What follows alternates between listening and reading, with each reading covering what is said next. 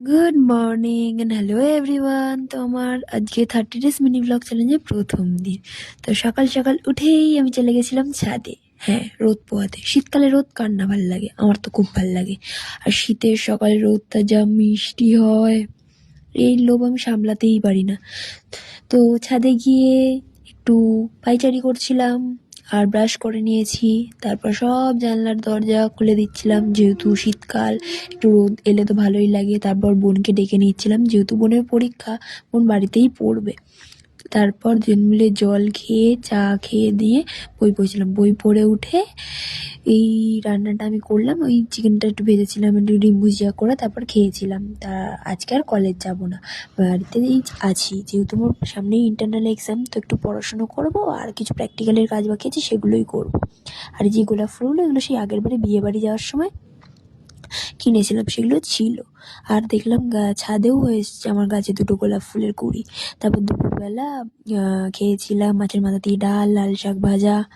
তারপর এই বিটরুটটা নিয়ে এসেছিলাম, এই বিটরুটটা কেটে আমি একটা লিপ বাম বানাচ্ছিলাম, আর একটু কেটে একটু একটু গালেও মেখে নিয়েছিলাম। তো আমার বোন তখনও ছিল না, তো আমি নিজেকে দেখছিলাম, দেখতে কি ভাল লাগছিল, হেবি সুন্দর লাগছে। অ্যাকচুয়ালি আমি প্রচণ্ড পরিমাণ সেলফ অবসেসড, মানে নিজেকে দেখতে থাকলে দেখতেই থাকি আয়নাতে। তা আমার বোন এলো, বোন এসে দেখছি আমি এই করছি, তা আমাকে বললো দে, আমি কুড়ে দিচ্ছি। তো ওইগুলো কুড়ে দিচ্ছিল, তারপর আমাকে আমার গালে লাগিয়ে দিয়েছিল।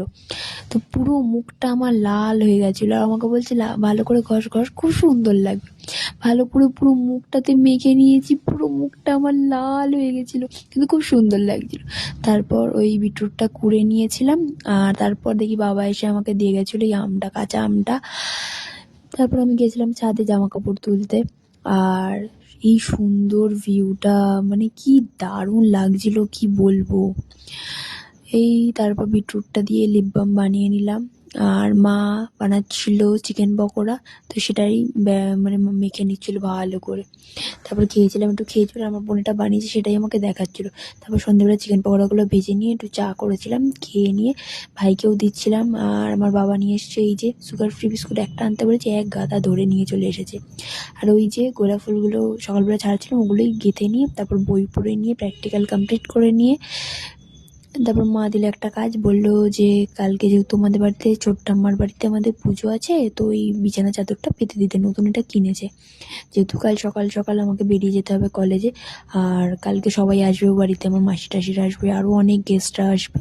তো রাত্রিবেলাই পেতে নিতে, তো আমি রাত্রিবেলা পেতে নিয়ে এবার আমরা ভালো করে সুন্দর করে বিছানাটা একদম গুছিয়ে নিচ্ছি। এই কাজটা করতে আমার বেশ ভালো লাগে। সকালবেলাও বিছানা গোছাই, রাত্রিবেলাও মানে বিছানাটা গুছিয়ে রাখা পছন্দ করে, রাত্রিবেলা এই কাজটা করে নিই।